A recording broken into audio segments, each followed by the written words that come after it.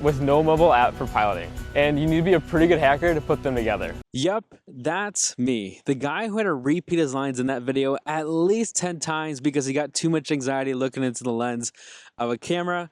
And it's the same guy who decided to start a YouTube channel of all things after shutting down that startup. But now here we are at the same spot that we recorded that video. It's a lot more rainy at this point, so we might have to go inside at some point. But what I want to do in this video is talk about what it's been like 5 years after shutting down that startup. Now, shutting down a startup is something I think should be talked about a lot more in the startup community because, as you already probably know, the startup statistic is that most startups, over 90% of them, shut down at some point. And our company, Fathom, was one of those in that 90% that shut down. Now, it's been over 5 years, as I mentioned, of shutting it down. So I want to talk about what it's been like afterwards and kind of like what life is like as a founder after shutting down a startup, and then give you a little bit of confidence if you're thinking about shutting down a startup that it's going to be all right. Now, before I get into what life is like after shutting down a startup, let me give you a little bit of context of what Fathom was and how we got to the shutting down process. Now, Fathom was an underwater drone company, and we were focused on B2C opportunities. So we built underwater drones mostly for those that were interested in maybe in scuba diving, or those were fishermen, or those that were boaters. And they had different use cases, but we were solely focused on B2C. We explored the B2B use cases, but to be honest, we weren't really interested in those. And yes, there's an opportunity, but was it an opportunity that we were excited about, or really anyone was excited about? Maybe. I don't know. I don't think we were that interested. But as college students, we were really interested in like the flashy and the tech. And yeah, it was cool. It was really cool to pitch. So what we did in the fall of 2014 is start sketching things out, and there was 4 of us that started Fathom. Most of us had an engineering background, so what we did is start building 3D printed prototypes, and the first one we had was just a shell of what it could be. And then we built a pitch deck, and then we went to a student competition. And at that student competition, all we were trying to do is just kind of get a little bit of validation of what we were trying to build. Now, we didn't win anything. We didn't win any money. We didn't win anything there. But we got a lot of validation, a lot of good feedback from those that were there. And that gave us the confidence to continue building it. So that's what we did. In the summer of 2015, we ended up getting enough resources to start really working on it. So in the summer of 2015, we went through kind of 2 different programs. The first was a pre-accelerator program in Grand Rapids, Michigan. And that gave us a $20,000 investment into Fathom, which for college students, that's a really big deal. Not a great big deal in the grand scheme of things, but it was a really big deal for us. And then in that same summer, I got the opportunity to go to Yale and be part of their summer fellowship program. Now, we weren't a team in their program. I was just interning. I made sure the food arrived on time. It was essentially my job. But I still got to go through the workshops. I still got to be part of the programming and be part of all those founders. And a lot of those founders I still talk to, which is really cool. The whole summer, we ended up building a prototype, and then we figured out, okay, let's just put a prototype in a fish tank. Let's build a video. Let's get a little bit of marketing content. So we built the landing page, and we put this plastic thing with a motor in it. We put it in a fish tank, had the water, splash around. And what ended up happening is we put it on YouTube, and about a week afterwards, the BBC ended up picking it up. They posted like, hey, here's this new Fathom drone. It's a new thing for underwater. And that ended up really driving a ton of traction for us that we really didn't take. We took it seriously, but I don't think as seriously as we should have. So overnight, we had over 700 email subscribers, and that was a really big amount for us at that time because that gave us about 700 people that were really interested in what we were building. The other thing that happened we didn't really realize at the time is that because we were getting all these backlinks and really validated ones like BBC and Discovery News, that gave us a really big value in the term underwater drone. So if you search underwater drone in Google, we were the top search results. And if you know SEO, that's a really big deal, but we didn't realize that at the time. But that ended up giving us about 1,300 email subscribers by the time we launched on Kickstarter in the summer of 2016. Now, by the time we got to 2016, we had rebuilt a brand new prototype with the funding that we had left, and we had built this new video, which you saw recorded right here. And we had enough resources, and we got enough people convinced to support us, and that was a really big deal. And by 2016, we had graduated in May, and we told ourselves, okay, we're going to give us the summer to see if we can launch a Kickstarter. And if it doesn't, we'll just go get real jobs. If it does, though, let's see what we can do. In August of 2016, we then launched that Kickstarter with a goal of $150,000 of pre-orders right on Kickstarter. And thankfully, with a lot of supporters, we were able to raise $150,000 of pre-orders in about 6 days.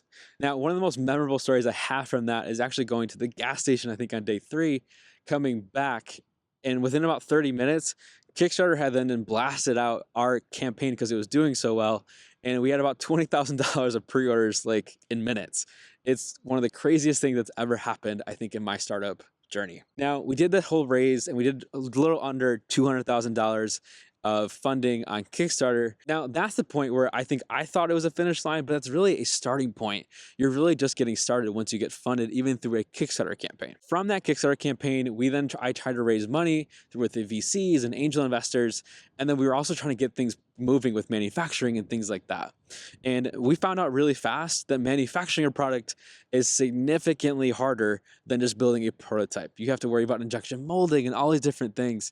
And so product development and our build of materials was way more expensive than we had originally planned for. Eventually, we were able to get into a program called Techstars Detroit, or Techstars Mobility at the time, and that gave us a big investment of $120,000. And then we were able to get some angel investors who were able to give us a little bit more cash around that. So with our manufacturing partner and things like that, we were able to actually get through a lot of roller coaster of emotions and a lot of challenges.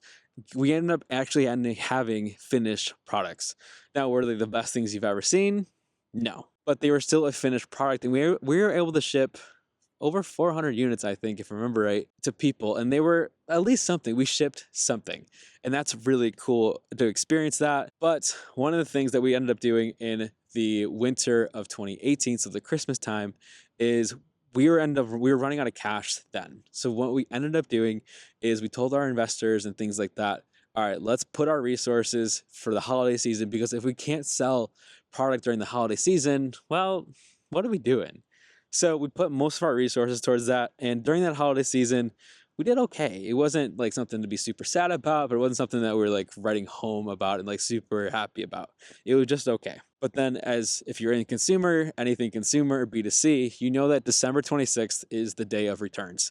And almost every single unit was being returned for whatever reason. They had all different product reasons. So going through all the different product issues and where our funding was at, how much was in the bank account, we really realized that if we want to continue doing this, we'd essentially have to restart everything we had just done for the last 4 or so years and all of that work. And at that point, we had really struggled to get venture capital because, let's face it, a B2C product going to one of the harshest environments and with no recurring revenue isn't necessarily the best investment. So that all made sense. And so because we couldn't get real funding and our product wasn't there, we decided to then shut down Fathom. Shutting down a company is one of the most interesting, fascinating, emotional roller coaster of a risk timeline that I think I've ever been through. Because a lot of times as founders, you're told like, oh, being with, if you have co-founders, they're like a marriage and it's like a relationship. And the more investors you add, they're like adding, partners or whatever it might be. A lot of times, right, things are compared to marriages. And when you shut down a startup, it's like, not exactly, but it has a lot of vibes of going through a breakup, but it's different stakeholders every day for about a 30-day period or more, because you have to tell your customers, you have to tell each individual investor, you then have to tell your friends and your family, and then your whoever you like, so-and-so's mom, and you have to tell everyone. And it's a long haul. It's not just like when you break up with someone, it's like maybe a day and you have to tell people, but it's not this long drawn out process necessarily. And it's not very public. When you shut down a company, a lot of times, especially if you're B2C, it's pretty public. And for us, it was pretty public because we had over 500 backers on Kickstarter that we had to go talk to and email them to let them know we were shutting down. Now, publicly, we want to make sure we are communicating even better, because if you even go through some of our Kickstarter campaign comments, they're not always the nicest comments you ever have gotten, because to be honest and fair, we honestly didn't communicate all that well all the time. We would communicate when things were going really well, but things weren't always going really well. So we didn't really communicate all the time, and people had real reasons to be frustrated with us at times. Those are real. But as we're shutting down, we want to make sure we were trying to support them as much as we could with a little bit of resources and time that we had. So we supported them like, hey, we'll give you customer support. Here's a discount to one of our competitors, all those kind of things.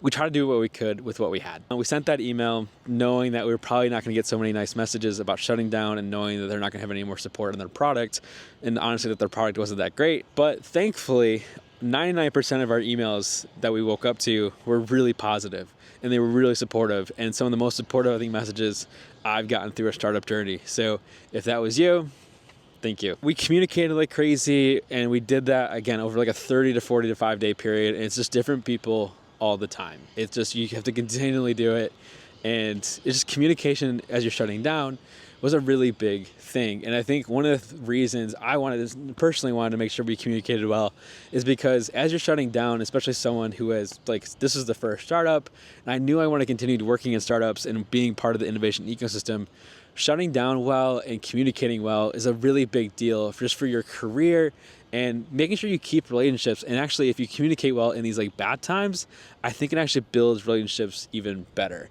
And I think I've seen that as I've continued my innovation journey. So with all of that, we were officially shut down, I believe, April 1st of 2019. Since it's been 5 years, there's a few things that I think I've learned through this process that have been really helpful, and hopefully they're helpful to you if you're shutting it down. First one is to give yourself a little bit of time just to kind of recover and rejuvenate. And this is something I didn't necessarily do out of the gate. I was trying to build a new venture almost immediately, and that really wasn't the best idea. You want to give yourself a little bit of time to recover and just kind of get your bearings back, because startups are costly in a lot of different ways. They're obviously costly financially, because for us, like, we really didn't pay ourselves at all.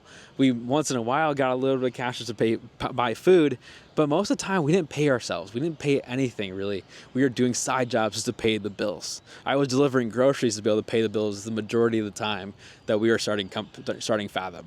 I actually even worked at Target stocking the shelves so I can pay rent. So yeah, startups are costly, and you should go get financially in a better spot so you can give yourself a little bit of breathing room. The other thing, right, is they're costly in relationships. They're costly in time, right? You're spending a lot of time, and even physically, right? There's a lot of stress, and maybe you're not running or eating well. Make sure you're doing all of that too, and make sure you're taking care of relationships too. One of the things I think I've spent more and more time, I'm still not great about it, but I'm still working through it and really working on, is just building relationships with people, maybe even in the innovation ecosystem, maybe friends outside of that, but continue to work on that too. Building relationships, taking care of yourself physically.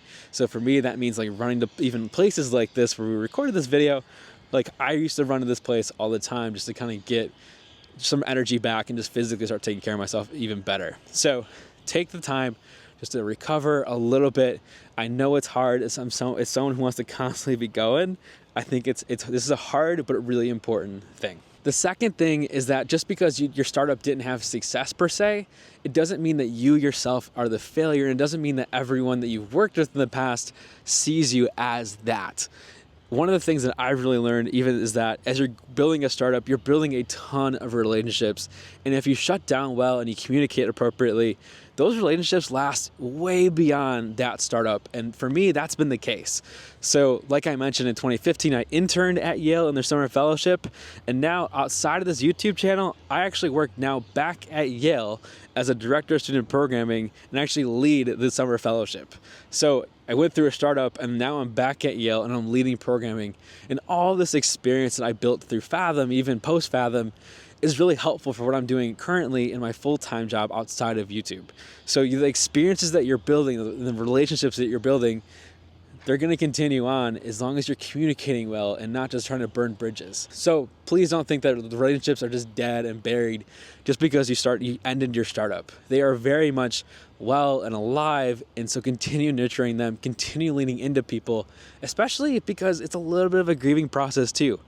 Take your time, lean into those relationships, and use the experiences that you just built out, because those experiences, even that your startup didn't work, those experiences are actually maybe even sometimes more important than those that are way successful. Maybe they got acquired or whatever it might be. Sometimes those experiences of just failing are actually way more important than the times that you actually worked out when it worked out for someone else. The last thing I want to talk about is a piece of advice that I got a lot when we were shutting down Fathom, and that is people were saying, Matt, your next venture is going to feel so much better. And at the time, I was like, I don't know what you're talking about. I don't think that's true. Startups are just stressful. And if you're around me around Fathom was just a giant stress ball for me. It was stressful physically. It was stressful emotionally. It was stressful relationally. It was stressful financially. It was stressful in so many different things, and I didn't always handle it well. So this next venture, as I'm starting to build it out, yeah, it feels a lot different and a lot healthier. And I'm thinking more strategically because all these little mistakes that maybe I'm not even picking up right now, because I have the experience, it's helping me build the next venture. And I think it gives me a better shot at this next venture being successful. So if you're thinking of shutting down a startup or just did shut down a startup and think it's the end of the world, I can promise you this, it's not. It's just a stepping stone.